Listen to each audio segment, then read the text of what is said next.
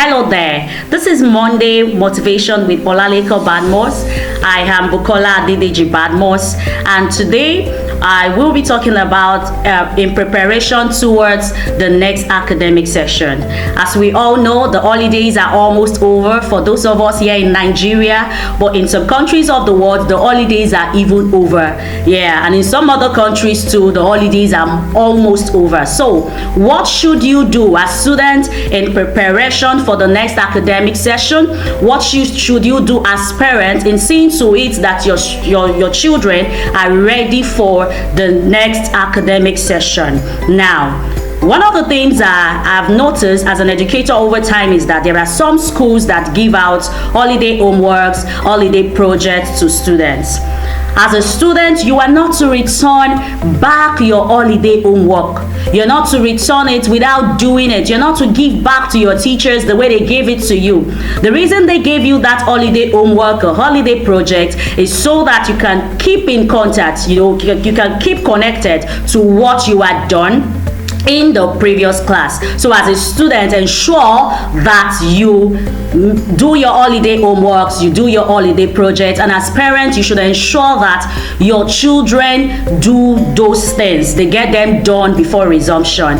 Another thing is that there are schools that when you resume, they give you welcome tests. I presently work in a government school, in a public school, and yes, I know that students are given welcome tests at the beginning of every new term or session, right? Don't just think teachers don't use it. Teachers use it. So the students should make sure that even though they had left their books, because I know that some of the students already left their books, some of them did not do holiday lessons or whatever, but in case you are in that category, ensure that you go back to your books, because your teachers would actually test you based on what you had done in the previous class, right? And another thing I want to say is that as students, you should not throw away your previous notes. Yes, you were in GSS 1 before, you were in grade 5 before,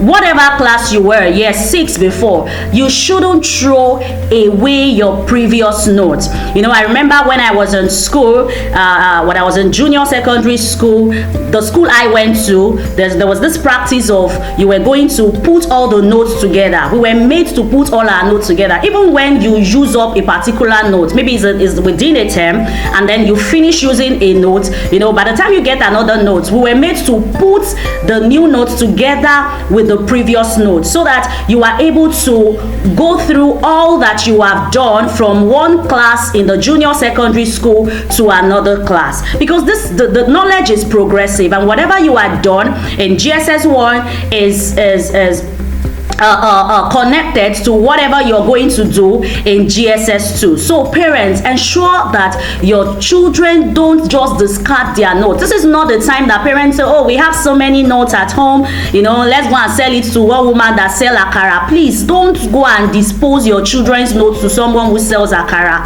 Ensure that you help them bind it together. Ensure that you help them put it together. If their school permits it, like my school, my secondary school permitted that we put all our notes. I remember my GSS 1, my GSS 2, my GSS 3 notes for each of the subjects were together, even in the senior secondary classes. So ensure that you do that for them if their schools permit that. And I don't think any school would say, oh no, you can't put all these notes together. Well, if their school permits that, ensure that you do that. But if their school don't permit that, probably they are in a school that does not permit that kind of stuff, ensure that you help them keep these notes and they go back to it from time to time. Thank you wherever you're seeing this from, and have a great week.